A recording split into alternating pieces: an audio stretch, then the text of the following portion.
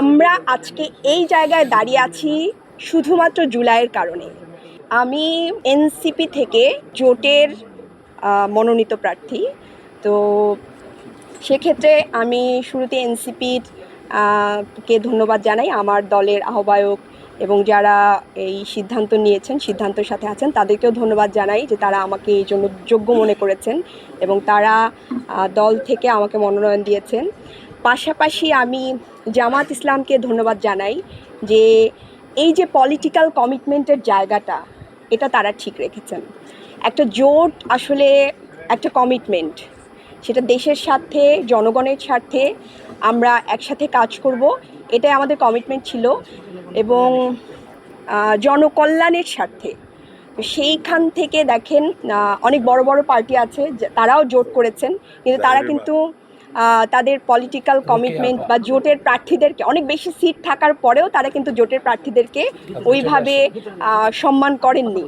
তো এই জায়গা থেকে আমি বাংলাদেশ জামায়াত ইসলামকে ধন্যবাদ জানাই যে তারা তাদের পলিটিক্যাল কমিটমেন্টের জায়গা ঠিক রেখেছেন।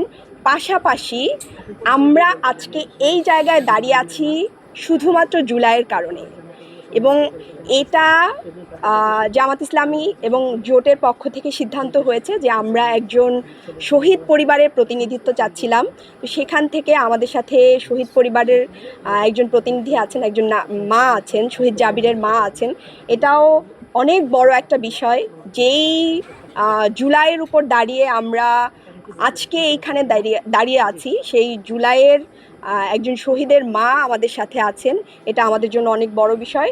তো এই জায়গা থেকে আমরা আশা করি, এবং আমাদের সাথে যেসব আপারা আছেন ওনারা খুবই কোয়ালিটি সম্পন্ন, ওনারা অনেক অভিজ্ঞ এবং রাজনৈতিকভাবে এনারা আমাদের থেকে অনেক বেশি অভিজ্ঞ।